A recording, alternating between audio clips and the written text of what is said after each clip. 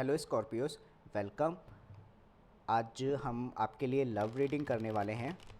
तो अगर आप नहीं जानते स्कॉर्पियोस कौन होता है, तो जो लोग अक्टूबर 23 और नवंबर 21 के बीच में जन्मे हैं और जिनका सनशाइन स्कॉर्पियो है या वृश्चिक है, ये रीडिंग उनके लिए है। अगर सनशाइन के अलावा भी आपके चार्ट में राशि में या लग्न में, जो आप बोलते हो राशि मीन्स मूनशाइन और असेंडेंट मतलब लग्न, कहीं पे भी हो तो आप ये वीडियो देख सकते हो।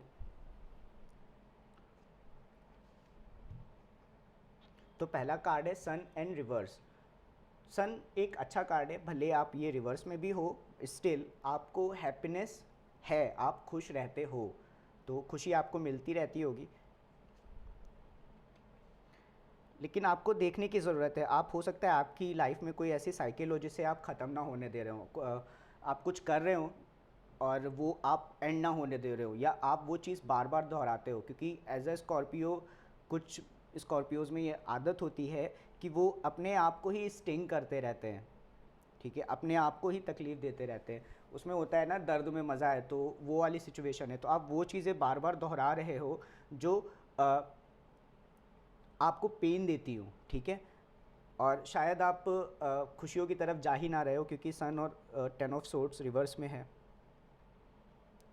आप बहुत हो सकता है कंफ्यूज रहते हो, डरे हुए रहते हो, आपके इमोशंस बहुत डीप हैं, जो एक स्कॉर्पियो के ऑब्वियसली होते हैं। तो आपके इमोशंस बहुत डीप हैं, तो एक्चुअली आप अपने इमोशंस में ही डूबे हुए हो। 7 ऑफ पेंटिकल्स। तो 7 ऑफ पेंटिकल्स का मतलब होता है कि आपने जो भी चीज़ें इन्वेस्ट की है वो कितनी ग्रो हो गई है, आप देख रहे हो उसे कितना ग्रो हो गया है। तो हो सकता है कि आपने कुछ इमोशंस, तो खैर मुझे, हाँ, इमोशंस कहीं कुछ इन्वेस्ट किए हों और आप देख रहे हो कि यार ये अभी कुछ हुआ नहीं है, इसका कुछ हो नहीं पाया। आप पैसे बहुत खर्च कर रहे हो सकते हो। ये भी हो सकता है कि आप अपने जो लोग हैं, जो फैमिली है या जो जिनके प्रति आप ज़िम्मेदार हैं, उनके प्रति आप ज़िम्मेदारियां ना निभा रहे हों। आपको लाइफ में थोड़ी सी मेंटल क्लैरिटी की ज़रूरत है। पेज ऑफ सोर्ड्स टैरो में बताता है मेंटल क्लैरिटी, और साथ ही साथ कोई नई जानकारी इकट्ठी करना, नई जानकारी इकट्ठी करके अपने माइंड को क्लियर करना, इंटेलेक्ट इकट्ठे करना, ये सारी चीज़ें। तो अगर आप कंफ्यूज स्टेट में हो, आपको नहीं पता है कि आप क्या चूज़ करना चाहते हो, आपको क्या चाहिए लाइफ में, डरे हुए हो, तो आपको थोड़ी सी मेंटल क्लैरिटी की ज़रूरत पड़ेगी।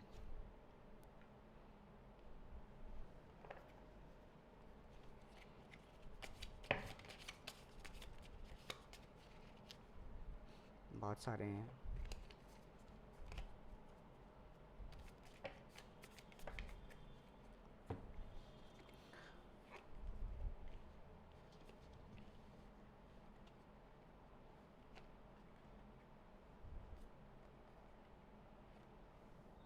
हो सकता है कि आप किसी के साथ कमिटमेंट में हो और आपने कुछ ऐसा चूज़ किया हो जो ऑल ऑफ सडन हो। ऑल ऑफ सडन का मतलब आपने सोचा विचारा नहीं, मतलब होता है ना कि आप कभी कभी ऐसा फूल्स चॉइस करते हो कि चलो, मैं ये कपड़ा दिख रहा है, अच्छा दिख रहा है, चलो मैं ले लेता हूँ।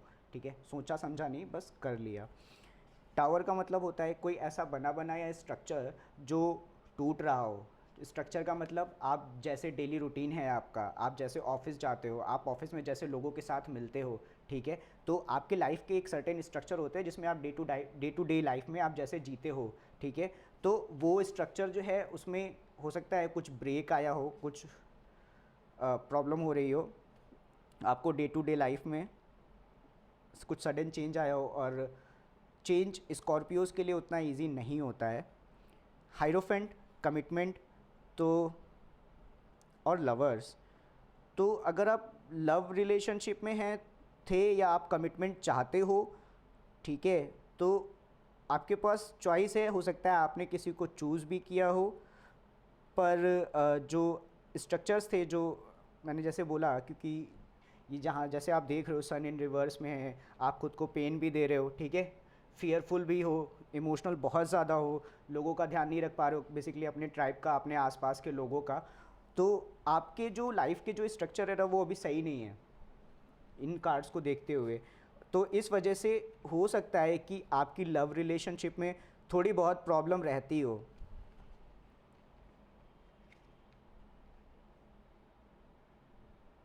आप चूज़ तो करना चाहते हो, पर आप शायद आपकी डे टू डे लाइफ का रूटीन ऐसा है कि आप जाते हो तो शायद जाते समय मतलब आगे बढ़ के जाने में शायद आप कोई बेवकूफ़ी कर देते होगे। Eight of pentacles, eight of pentacles अपने ऊपर काम करने का कार्ड है और साथ ही साथ अपने स्किल्स अच्छे करने का कार्ड है।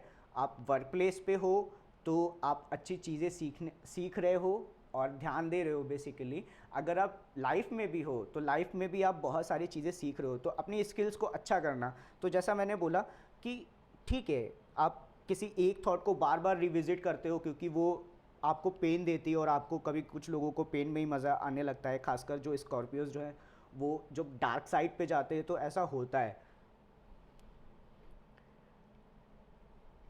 तो इन सब चीज़ों पे आपको काम करने की ज़रूरत है, खासकर ये कि अगर आप पैसे वगैरह बहुत उड़ा रहे हो या अपने लोगों का ध्यान नहीं रख पा रहे हो।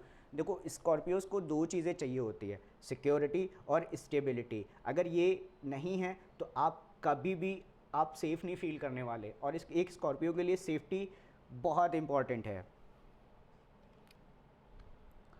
क्वीन ऑफ पेंटिकल्स,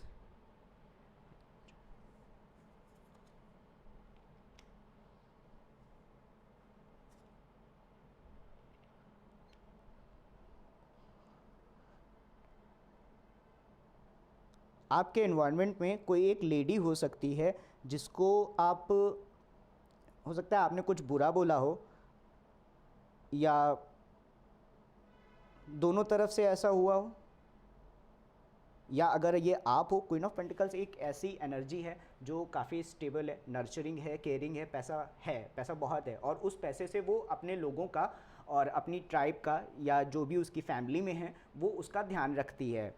ठीक है, तो अगर आप ये हो तो ठीक है, अच्छी बात है। आपको कुछ सर्टेन एस्पेक्ट हैं आपके, वो आपको चेंज करने की ज़रूरत है।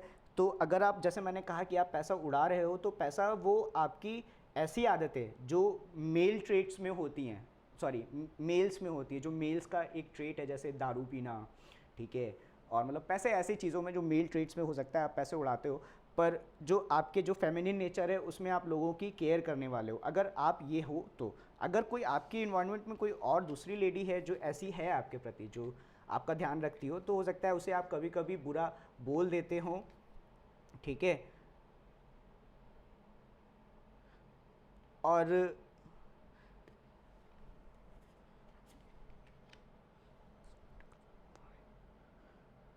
जो कि आप बुरा बोल देते हो, जो कि मेरे ख्याल से सही नहीं है, और उस वजह से फाइव ऑफ पेंटिकल्स का मतलब है रिजेक्शन। हो सकता है कोई रिजेक्ट फील कर रहा हो, ठीक है, तो हो सकता है कि आप इस कुछ बुरा बोलते हो तो उस वजह से उन्हें थोड़ा सा रिजेक्शन फील होता हो।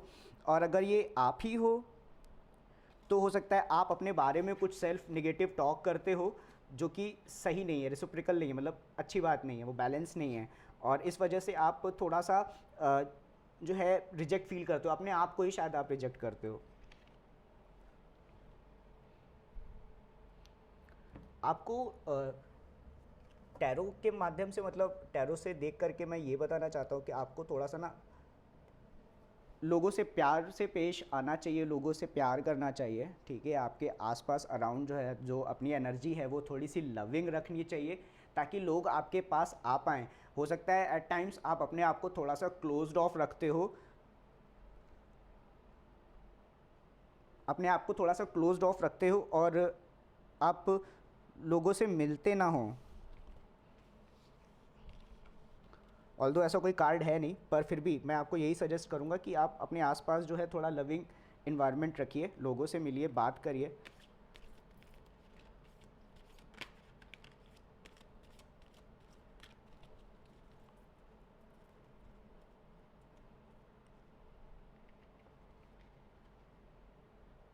आई am listening to my heart, making the right choices and trust in the universe.